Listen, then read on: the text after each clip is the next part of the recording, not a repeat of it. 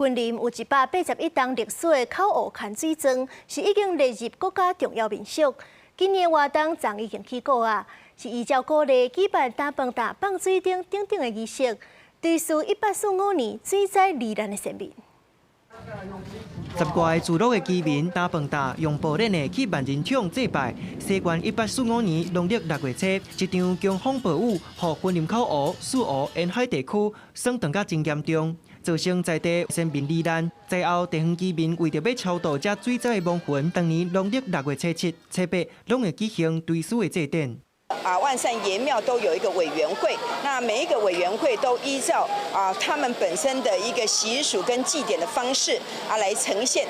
雲林縣府表示，口湖牽水莊佇咧2010年列作是國家重要民俗，宣布予保存者金湖萬善爺廟、蛤蟆寮萬善祠、下寮萬善爺廟舉辦打飯打、放水燈、甲牽水莊等等儀式，用燈紙糊水莊引導亡魂去裡岸頂，嘛是全台灣規模上大的水災祭儀。道教可以初7是放水燈，初8是點狀、轉狀、倒狀。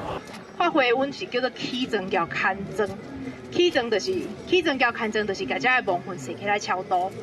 這個過程阮叫做起莊牽莊。第一隻阮就是拍開心來講，為什麼阮要來參加這個活動？為什麼這個祭典來鬧的？伊是有什麼意義？文管處嘛講，今年除了祭典，嘛用文化推廣，讓更加儕少年人加入打飯打、做水莊工藝體驗，嘛用導覽人才培訓，希望讓更加儕少年人熟悉地方的歷史。記者綜合報道。